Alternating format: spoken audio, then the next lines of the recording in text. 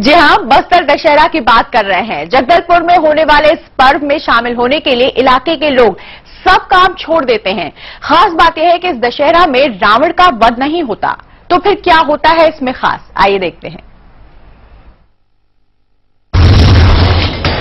बस्तर दशहरा वैभवशाली परंपराओं के लिए प्रसिद्ध अनूठा पर्व। 75 दिन चलता है ये पर्व। मलमास की वजह से इस बार चला 102 दिन।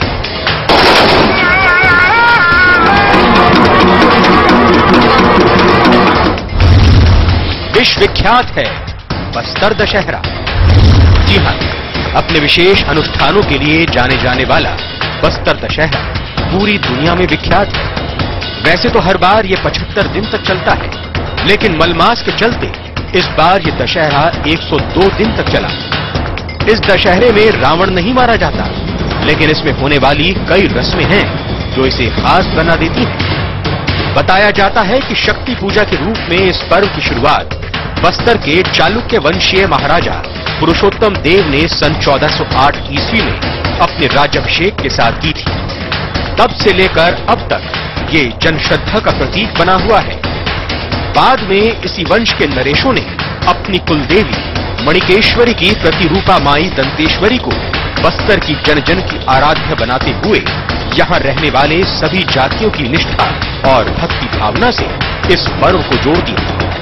लोगों के मुताबिक राजा पुरुषोत्तम देव को बस्तर के वनवासियों में अशिक्षा, अंधविश्वास की चिंता तो थी ही, साथ ही उन्हें मुगलों के आक्रमण की आशंका भी थी। इसी के निराकरण के लिए उन्होंने विशेष मुद्रा में जगन्नाथपुरी की यात्रा की, जहां उन्हें रथपति की उपाधि के साथ 16 पहियों का रथ मिला। उनके लौटने के बाद 16 पहियों में से 4 पहियों का रथ बनाकर गोंचा पर्व में भगवान जगन्नाथ, बलभद्र और देवी सुभद्रा की शोभा यात्रा निकाली जाने लगी। बाकी 12 पहियों का विशाल काष्ठ रथ मां दंतेश्वरी को अर्पित किया गया। बस्तर दशहरे की विशेषता है रथ की नगर परिक्रमा। लगभग 20 फीट चौड़े, 40 फीट लंबे और 50 फीट ऊंचे रथ को जब पूरे नगर में घुमाया जाता है तो जनसैलाब उमड़ पड़ता है। इस परिक्रमा में स्थानीय लोग ही नहीं बल्कि विदेश के लोग भी शामिल होते हैं। बस्तर दशहरे की शुरुआत श्रावण महीने की हरेली अमावस्या को पाट जात्रा पूजा विधान से रथ निर्माण के लिए लाई गई पहली लकड़ी की पूजा की जाती है। इसके बाद बस्तर के 3618 गांव के देवी देवताओं, पुजारियों और ग्राम वासियों को उत्सव के लिए बुलाया जाता है। भाद्र मास के शुक्ल पक्ष की द्वादशी को स्थानीय सिरहासार भवन में डेरा पाटनी विधान के द्वारा उस स्थान पर खंबे गाड़ने की परंपरा निभाई जाती है, जहां पर्व के निर्विघ्न पूरा होने की कामना के साथ हलबा जाति का युवक 9 दिनों तक जोगी बनकर गड्ढे में तपो मुद्रा में उपवास रखता है। इसे जोगी बिठाई कहते हैं। इसमें एक दिन पहले काच नगादी अनुष्ठान होता है, जिसमें एक अल्प वयस्क हरिजन बालिका को कांटों के झूले में लिटाया जाता है और उसे देवी मान पर्व के सफलता पूर्वक संपन्न होने की इजाजत मांगी जाती है। जो बालिका है उनको भगवान आते हैं, उसी सिलसिले में राजा उनके पास जाके बस्तर दशहरा रथ चलाने का अनुमति लेने के लिए जाते हैं। और इसका महत्व यह है कि हर एक जाति प्रजाति के लोगों को इस पर्व के साथ जोड़ा गया है, ताकि यहाँ पे एकता बने रहे और एक अटूट विश्वास रहे कि जो भी अपनी परंपरा से चली आ रही है, पुश्तैनी परंपरा से जो भी ऐतिहासिक धरोहर है, उसे संभालने के लिए इसका अभी भी चलाया जा रहा है। जोगी बिठाई के बाद 5-6 दिन तक लगातार रथ परिक्रमा चलती रहती है। रथ को रंग बिरंगे कपड़ों और बिजली की झालर से सजाया जाता है। द्वार माह की अश्विनी शुक्ल की सप्तमी और अष्टमी पूजा पाठ के दिन होते हैं, तभी आता है बेल पूजा विधान। खास है बेल पूजा। बेल पूजा की रस्म विवाह उत्सव से संबंधित है। जानकार बताते हैं कि बस्तर चालुक्य वंश के एक राजा सर्गीपाल जंगल में शिकार करने गए थे। वहां एक खास संयोग में उन्हें इष्ट देवी मणिकेश्वरी और दंतेश्वरी मिली, जिन्हें उन्होंने दशहरा पर्व में शामिल होने का न्योता दिया था। तभी से यह विधान चला आ रहा है। जोड़ी बेलफल को दोनों देवियों का प्रतीक माना जाता है।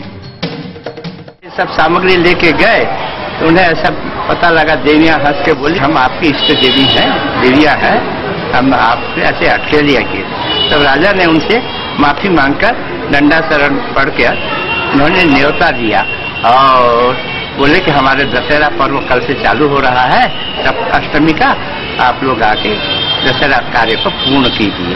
और उन्होंने बलि वगैरह का प्रथा जो है वो सब दे के उनको आमंत्रित किया, इसी को बेल नौता कहा। अष्टमी की रात को निषाद यात्रा का विधान संपन्न होता है।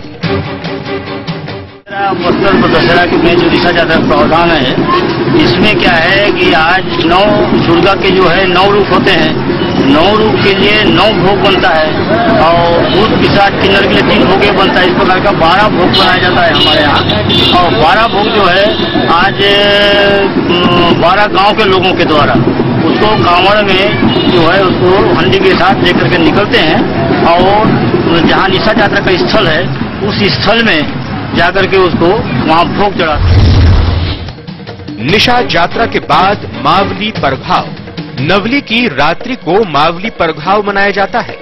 दंतेवाड़ा से मावली देवी की डोली जगदलपुर लाई जाती है। मावली देवी का ही एक नाम है और परघाव इनकी अगवानी को कहा जाता है।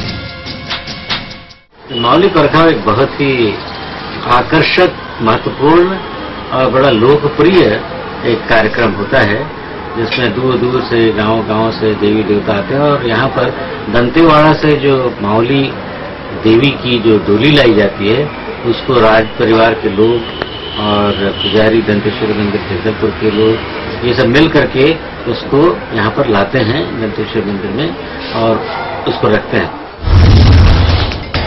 भीतर रैनी और बाहर रैनी। विजयदशमी के दिन भीतर रैनी का विधान किया जाता है। इस दिन 8 चक्कों वाला रथ चलाया जाता है जो फूल रथ से बड़ा होता है। इसी विधान की आधी रात रथ खींचने वाले ग्रामीण रथ चुराकर नगर सीमा से सटे गांव कुम्हड़ा कोट ले जाते हैं। भीतर रैनी के बाद बारी आती है बाहर रैनी की, जब रथ वापस आता है और इष्ट देवी की पूजा की जाती है। इसके बाद रथ यात्रा शुरू होती है जो माई दंतेश्वरी के मंदिर के सामने समाप्त होती है। भीतर रैनी और बाहर रैनी में रथ खींचने का अधिकार केवल किलेपाल परगन की माड़िया जाति के लोगों को ही होता है। दिवस, जिसको हम लोग बाहर रैनी के नाम से जानते हैं और संपूर्ण बस्तर में विख्यात है, ये दिवस में राज परिवार के सदस्य महाराजा के साथ जाकर जगदलपुर से लगभग 3 किलोमीटर की दूरी पर स्थान कुम्हड़ा कोट में आदर पूर्वक मां दंतेश्वरी का पूजन कर नया खानी का त्योहार मनाते हैं। मुरिया दरबार। बाहर रैनी के बाद मुरिया दरबार लगता है, जिसमें मांझी, मुखिया, चालकी और कुछ लोग अपने अपने क्षेत्रों की समस्याएं मंच पर रखते हैं। इसे एक तरह की बस्तर की जन संसद कहा जाता है। इसमें सांसद, विधायक, पुजारी, पटेल, कोटवार, पंचायत प्रतिनिधि के अलावा जिला प्रशासन के अधिकारी मौजूद रहते हैं। कुटुंब यात्रा के बाद देवी देवताओं की विदाई। मुरिया दरबार के अगले दिन गंगा मुंडा यात्रा या कुटुंब यात्रा पूरी होती है। पर्व की समाप्ति दंतेश्वरी देवी, दंतेवाड़ा और कई गांवों से आए देवी देवताओं को विदाई से होती है। सभी लोग अपने अपने घर जाते हैं इस कामना के साथ कि अगले साल वो इस भव्य उत्सव में फिर शामिल होंगे और ज्यादा धूमधाम के साथ। रजत वाजपेयी, सहारा समय, जगदलपुर।